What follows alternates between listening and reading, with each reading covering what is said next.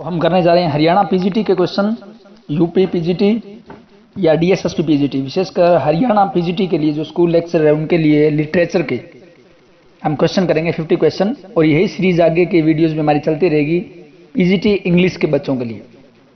तो best of luck boys. First question है, Shakespeare was born at Stratford on Avon. Shakespeare का जन्म हुआ था Stratford on Avon. It is the most important question. Shakespeare married, Shakespeare की शादी हुई थी एने हैथवे से। Shakespeare married to Anne Hathaway. Shakespeare first job in London theatre was. Shakespeare की पहली जॉब लंदन थिएटर के अंदर जो मिली थी वो क्या थी? Holding visitors horses.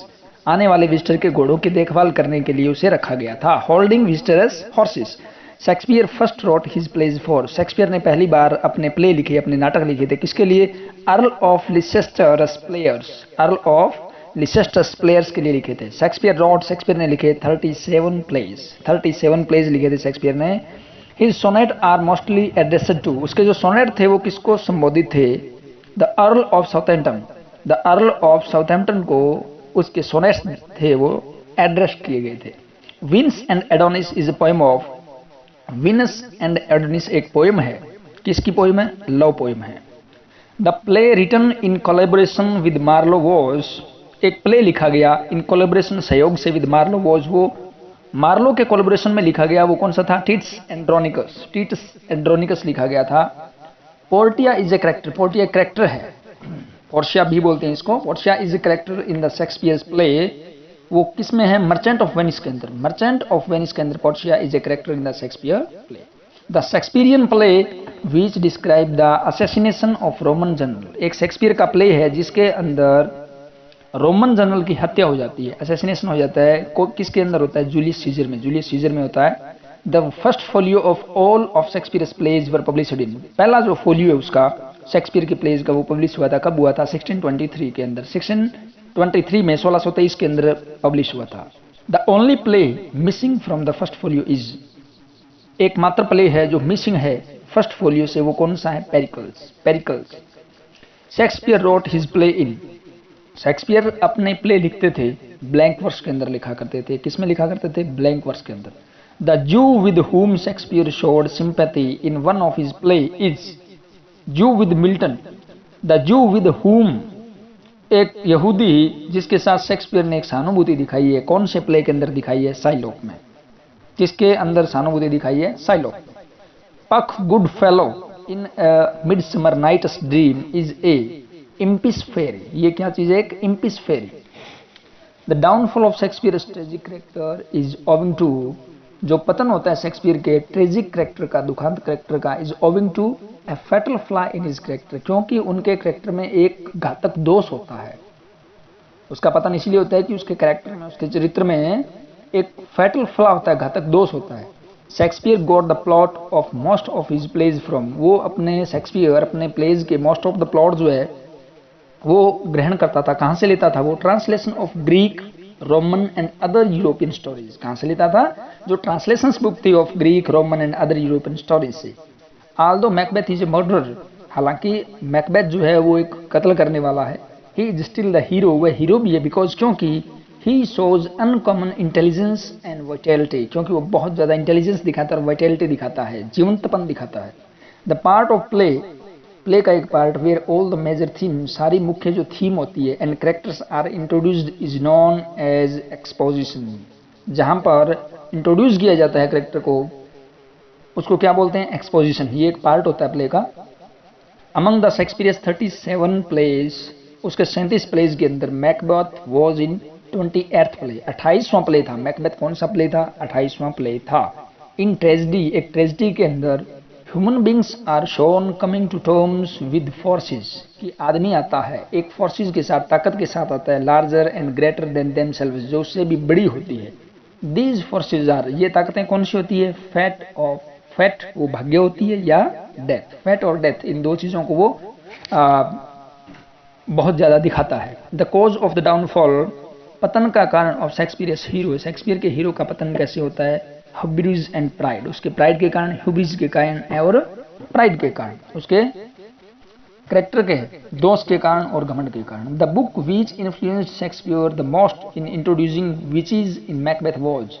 एक बुक जिसने बहुत ज़्यादा प्रभावित किया था शेक्सपियर को, the most in introducing witches in Macbeth was, वो कौन सी थी? Written by King James First, written by King James First के द्वारा जो लिखी गई थी।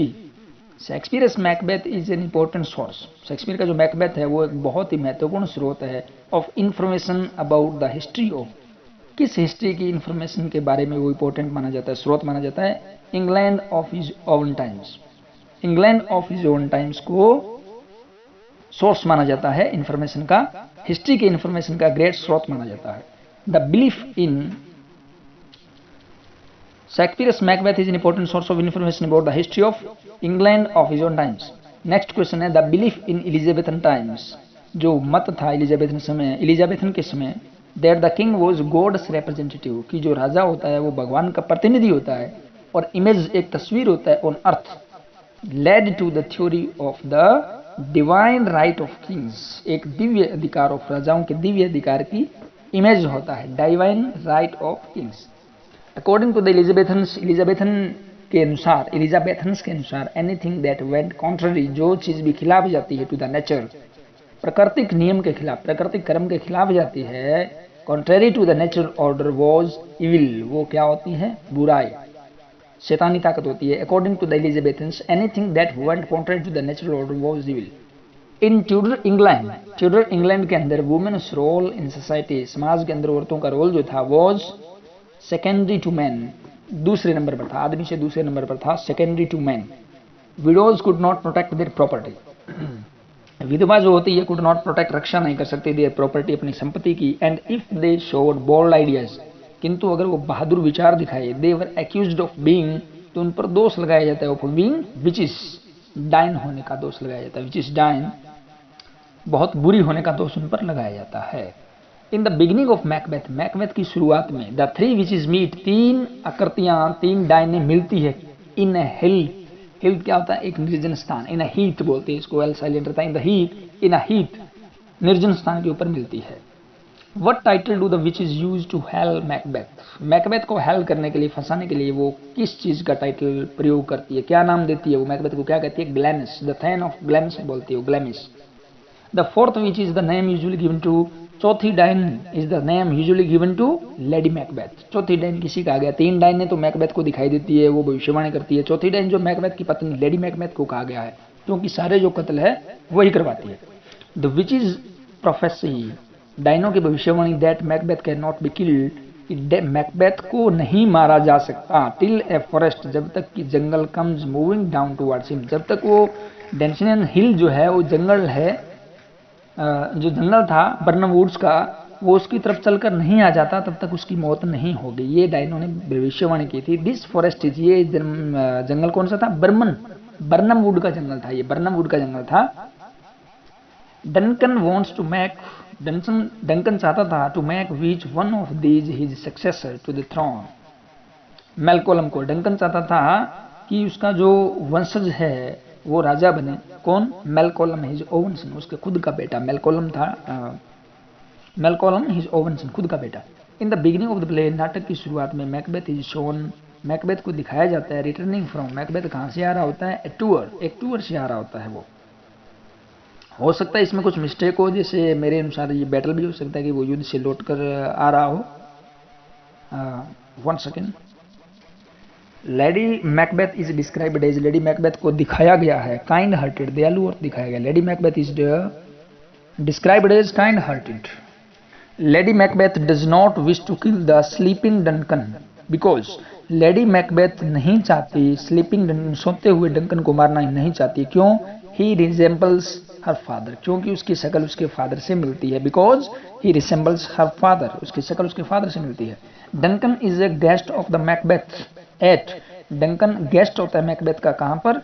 एडिंबर्ग कासल के अंदर, एडिंबर्ग के किले में, एडिंबर्ग के कासल के अंदर वो उसका गेस्ट होता है। नेक्स्ट क्वेश्चन है a speech in which an actor reveals his innermost thought is called soliloquy. एक स्पीच होती है जिसके अंदर एक्टर क्या करता है? रिवील करता है, प्रकट करता है अपने अंदर की भावनाओं को, उसको कहते हैं सोलिलोकी, सोलिलोकी आत्म संवाद या एकल संवाद बोलते हैं, जिसमें खुद के विचार है।